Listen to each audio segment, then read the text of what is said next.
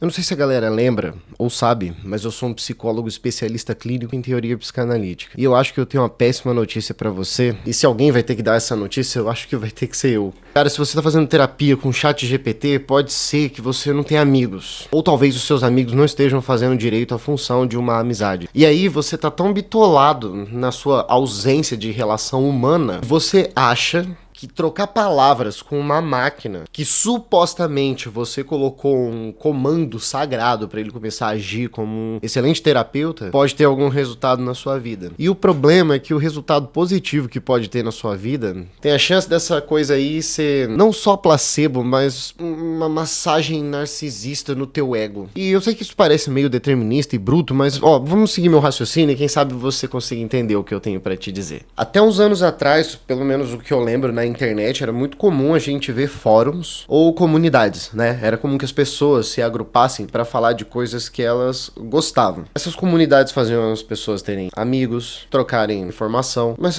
quase sempre era mantido um assunto de interesse. Aí vem o WhatsApp, Facebook, o Orkut acaba, o Instagram apresenta um modelo de rolagem infinita do feed. Eu acho que a gente começa a lidar com algumas coisas muito diferentes do trato humano. Tá, e que coisas diferentes são essas? Quando você tá buscando sempre uma coisa no infinito, no scroll infinito, você tá buscando uma parada que parece muito com uma coisa que o Lacan falou na sua explicação do que é a teoria psicanalítica. O Lacan fala que existe um objeto que chama objeto A, objeto causa do desejo. Ele não existe, é impossível de simbolizar, mas é algo que você tá sempre buscando, e aí surge o desejo. O desejo nunca vai ser satisfeito porque esse objeto A, esse símbolo do que é desejado, do que é querer, ele não existe, não tem como você dar corpo pra isso. E aí essa coisa fica ali constantemente dentro de você, mostrando que ela nunca pode ser satisfeita, porque filosoficamente falando, ela não existe. Isso significa então que esse feed de rolagem infinita do Instagram parece muito com uma busca incessante por um objeto que não existe, que está constantemente mostrando para você que ele não existe, mas você tem que tentar buscar preencher isso. E aí a gente sempre busca o próximo vídeo, a próxima informação e etc. Com isso, eu acho que as big techs e as redes sociais conseguiram resolver um problema muito interessante da nossa relação humana, que é aonde é que eu vou buscar preencher esse objeto A, esse objeto causa do desejo. Cada tempo da nossa história teve a sua forma de tentar preencher isso daí, que é tentar dar conta do desejo. Numa época é o trabalho, na outra é a religião, na outra é o casamento, na outra é a família. E hoje em dia eu acho que o eu é o nosso maior objeto de desejo. A gente tá ficando em algum nível mais narcisista. A gente tá ficando narcisista porque tá sendo socialmente aceito você ser um egoísta do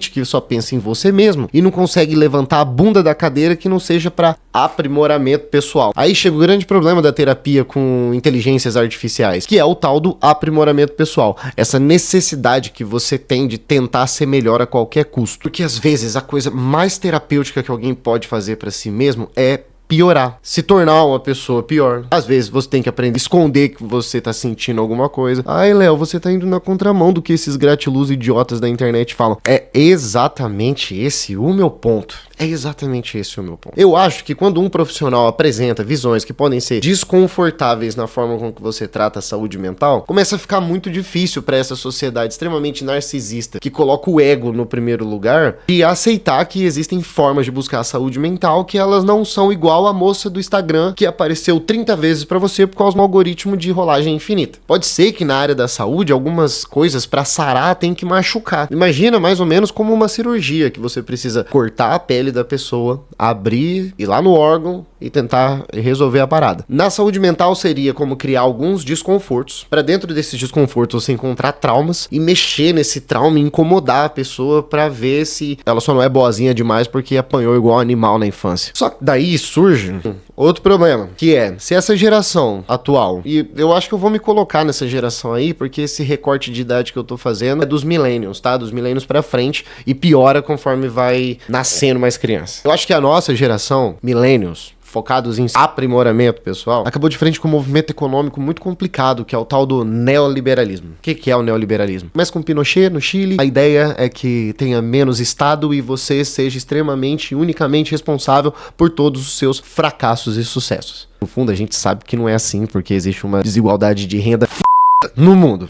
E aí, nós dessa geração que não conseguimos comprar casa, a gente não conseguiu comprar carro, teve em algum nível bons estudos, teve acesso a confortos que nossos pais não tiveram, a gente se deu conta que o mundo não era essa caixinha de música que fazia a bailarina rodar tranquilamente, que nossos pais esperavam que a vida fosse se a gente tivesse feito o caminho que a gente fez. Que seria basicamente estudar esse ensino superior e arrumar um emprego. Hoje em dia, emprego não é garantia de conforto nenhum. Então, recapitulando, nossa geração, a galera da terapia com chat GPT, tá financeiramente instável, não tem segurança do futuro nenhum, batem em níveis de ansiedade desproporcionais, e aí tem um problema muito sério, que é qual a qualidade dos profissionais de saúde mental que tá atendendo essas pessoas? Quais são as exigências de o que é uma psicoterapia, onde elas estão estudando, o que estão fazendo, porque se o teu profissional trabalha por planos de saúde e ganha R$30 a hora, ele não vai apresentar um trabalho decente no trato da sua saúde mental. Eu sei que é chato e que vai ter muita gente aí que por R$30 a hora vai dar o sangue pra tratar bem alguém ao longo do processo clínico. Só que a gente tá numa época muito complicada economicamente, não é? E aí o capitalismo cobra. Então, numa tentativa de baratear isso que seria a saúde mental, as pessoas estão indo para os modelos de linguagem. Você sabe o que é um modelo de linguagem? Não é uma pessoa que tem ética, que se importa com você, que quer pensar uma vida para você viver. É simplesmente um algoritmo que foi treinado por um monte de gente para juntar palavras que façam sentido. Junto com ferramentas de pesquisa, eles conseguem apresentar algumas informações para você, mas se você não tomar cuidado, muitas dessas informações podem só ser geradas. Ou seja, o algoritmo, mesmo que ele não tenha um ânus, ele tira informação do c...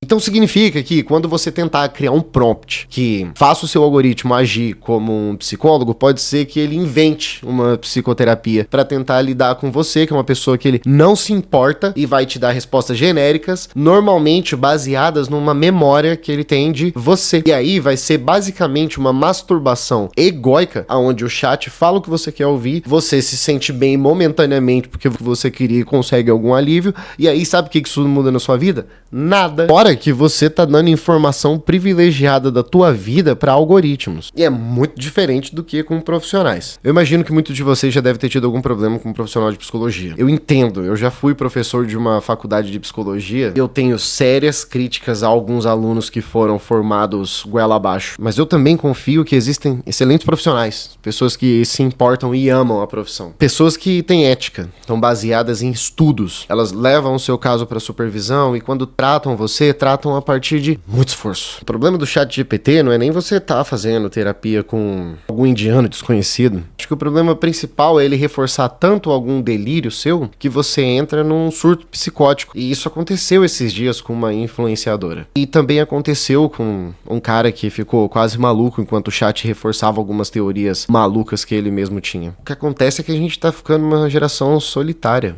E às vezes, se você só precisa conversar com alguém que vai estar ali só jogando um monte de palavra na sua cabeça, eu tenho certeza absoluta que é melhor você fazer isso com amigo do que com o seu computador. O computador pode ser um diário, o chat pode ser uma ferramenta que facilita a sua vida, mas ele não é um companheiro. Eu não sei se eu sou pessimista a ponto de achar que não vão criar uma IA que um dia consiga conversar com você com a semelhança de um tato humano. É que eu acho que não importa o quanto o chat de GPT domina todas as técnicas, que ele conheça todas as teorias, eu acho que na hora de tocar uma alma humana, você tem que ser só uma outra alma humana. Te garanto como profissional que muitas melhoras clínicas que tiveram no meu tratamento com os meus pacientes veio de puro improviso, silêncios forçados e suportar a angústia. E isso faz bem, amadurece a gente, nos faz humanos. Como eu falei, eu acho que isso vai piorar nas próximas gerações. Se você é pai ou mãe de algum adolescente que prefere falar com o chat GPT do que com você, não acho que a culpa é desse adolescente, eu acho que a culpa é tua. Eu acho que a gente precisa aprender a se comunicar melhor, estar mais próximos, criar laços e entender que as ferramentas, a internet no geral e as redes sociais, elas são ferramentas, não são pessoas. Você substituir uma coisa tão importante quanto a atenção, o tato humano, o improviso, a criatividade, por uma máquina que vai lidar com seu sentimento com 0 e 1, isso daí é uma escolha sua. E assim como todas as outras coisas que você fez na sua vida, você vai ter que lidar com a consequência disso. Eu só tô dando esse toque porque se você tiver um surto psicótico, inevitavelmente você vai ter que procurar um profissional que tenha alguns desses daqui, sabe? Diplomas ou o quadro do Cowboy Bebop pintado à mão. Continue dando chance para as relações humanas. No fim, é só isso que a gente é. seres humanos, tentando criar ferramentas para a vida ficar mais fácil. A psicoterapia não é uma ferramenta para sua vida ficar mais fácil. Uma boa psicoterapia é uma companhia de um profissional que você encontra para que você possa entender o seu desejo nesse mundo, para que você não fique facilmente capturado por uma busca incessante de um objeto que não existe. Em vez de você procurar isso na tela do teu celular, procura no coração de alguém que você ama. Acho que isso pode ser muito mais terapêutico às vezes do que meses de psicoterapia. E com certeza muito mais funcional do que fazer terapia com o ChatGPT. E assim, sabe o que é a coisa mais chata de ter estudado um montão pra chegar na conclusão de algumas coisas? Que normalmente a gente acerta. Então dá uma chance pros profissionais, confia neles, faça psicoterapia. Não fica desabafando pro ChatGPT. Eu vejo vocês na semana que vem, tá bom? Um beijinho.